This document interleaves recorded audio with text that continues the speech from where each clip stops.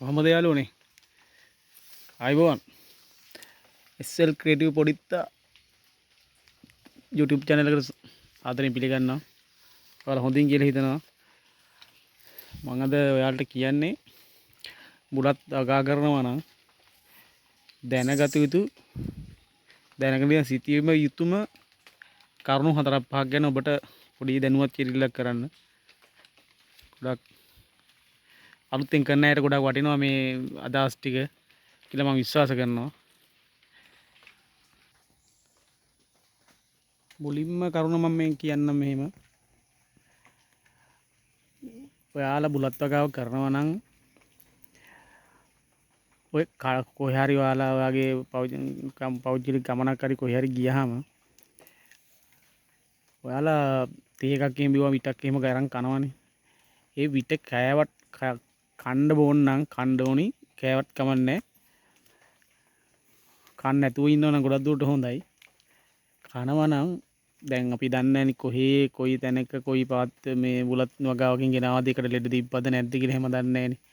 ඒ හින්දා ඔබ ඒව කෑවතින් අනිවාර්යෙන් ගෙදර ඇවිල්ලා ආයේ ගෙදර වගාවට යනවා නම් බුලත් කඩන්න යනවා නම් හොඳට පිරිසුදු වෙලා මේ ඔය මොන හරි ඩිටෝල් වගේ දෙයක් හරි පාවිච්චි කරලා එක්ක නාලා ඒ වගේ දෙයක් කරන්න නිතරම. මොකද නැත්තම් මේ බුලත් කාලේ ඇවිල්ලා ලෙඩ තියෙන බුලත් කාලා හදිස්සිය හරි ඇවිල්ලා ඔයාලා කොටුවට යා ගියොතින් කොහොම බෝ වෙන්න ඉඩ තියෙනවා. ඔයා නැදනුවත්ව බෝ වෙන්න ඉඩ තියෙනවා. එතකොට එහෙම වුණාට පස්සේ අර මම අර කලින් කිව්ව ක්‍රම ටික කරන්න උතින් බේර ගන්න පුළුවන් වුණත් ඔයාගේ වැල් ටික කපලා ටිකක් හරි කපලා දාන්න වෙනවනේ. ටිකක් හරි ඔබට කාලයකට හරි පාඩුවක් සිද්ධ වෙනවනේ. ඒක කාරණයක්.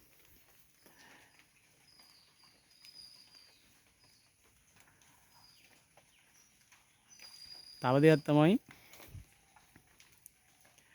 ඔය මල ගෙවල් වල ගියත් මල ගෙවල් වල ගිහිල්ලා වුණත් මේ ඇවිල්ලා එහෙම විට එහෙම කාලා ගොඩක් මිනිස්සු ගැවසෙන් තැන්නේ විට කාලා රේමේ කරලා ඒව අතපත ගාලා ඇවිල්ලා එහෙම කවදාවත් කොටුවට ගිහින් මේව කරන්නත් එපා. මම ඔයාලට මේ ටිකක් කරුණු නම් ඉස්සෙල්ලා වීඩියෝ එක දාලා ඇති. ඒ මල ගෙවල් වල එහෙම අනිවාර්යෙන් ගියොතින් එහෙම මොකද ගොඩාක් තැන් වලින් බුලත් වෙනවා. ඒ වගේ තැන් වලට ලෙඩ තියෙන බුලත් එන්නයි පුළුවන්. එක එක ප්‍රශ්න තියෙන ඒවා එන්න පුළුවන්. ඒ හින්දා ඒවා අනිවාර්යෙන් එහෙම කරන්න ඕනි. හොඳට මේ දෙහි ගාලා නාලා රේමේ වෙලා පිරිසුදු වෙලා තමයි ඒව වගාවට යන්න හරි කඩන්න හරි ඒ කරන දෙයක් කරන්න ඕනි. ඊළඟ එක දේ තමයි ඔය ඔයාලා ගොඩක් දෙනෙක් දන්න දෙයක් තමයි ඔය තෙල් ಜಾති ඔළුවේ ගාලා එහෙම යන්න හොඳ නැහැ. පාත්තිර යන්නත් හොඳ නැහැ. කඩන්නත් හොඳ නැහැ. කවදාවත් ඒ දේවල් කරන්න එපා. ඒවා මේ බුද්ධ භෝග හින්දා ඒවා ඉතර හොඳ දේවල් නෙමෙයි. ඒවා පරණ ඉතිහාසෙ ඉඳලා මෙන දේවල්. ඒවා ඒ විදිහට තමයි කරන්න ඕනි. තව දෙයක් තමයි පුවක් විතරක් කකා පෙලක් ඇය හුණුත් අතේ තියාගෙන පුවක් කැල්ලත් කටේ දාගෙන දුම් කලත තියාගෙන බුලත් කඩනවා. කවදාවත්ම ඒ දේවල් කරන්න එපා. ඒ දේවල් කරොතින් ඔයගේ වගාව ගොඩක් කාලයක් පවත්වාගෙන යන්න බැරි වෙනවා. ඒක අනිවාර්යෙන් ඔයා දැකන ගත යුතුම දෙයක්.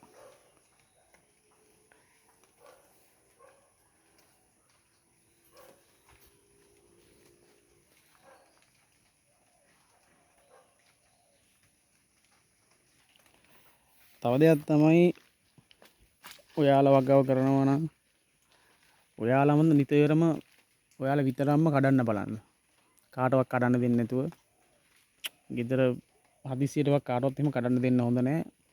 අන්න ඒ විදිහට පරිස්සම් කරොත් තමයි මේ වගාව පරිස්සමට කාලයක් කරගෙන යන්න පුළුවන්.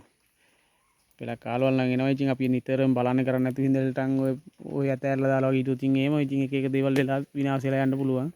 අපි උනන්දු වෙන උදේ හවස බලලා කරනවා නම් ඔය මේ කිව්වේ කරුණු අනිවාර්යයෙන්ම දැනගෙන ඒවා පිළිපදින්න ඕනි.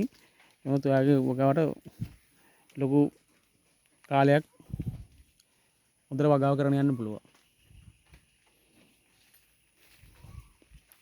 තව දෙයක් තමයි අවුව තියෙන වෙලාවට බුලත් කැඩීම අනිවාර්යෙන් නොකළ යුතුම දෙයක්. පුළුවන් තරම් උදේ අවුව වැටෙන්න කලින් බුලත් ඔයාලා කඩන දවසට උදේ පාන්දරම අවුව වැටෙන්න කලින් කඩන්න පුරුදු වෙන්න. එතකොට වැල් බාල වෙන්නේ නැහැ. කඩලා ඉවරලා පුළුවන් නම් අවු වැටෙන කලින් වතුර ටිකක් අනිවාර්යෙන් ඒ කොටුවට විහිඳ බලන්න. මේ වැල් නැත්තම් වේලෙන්න බලනවා. දුර්වල වෙනවා.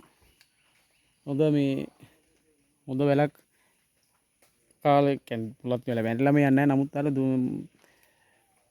දැන් අපිට වුණත් අර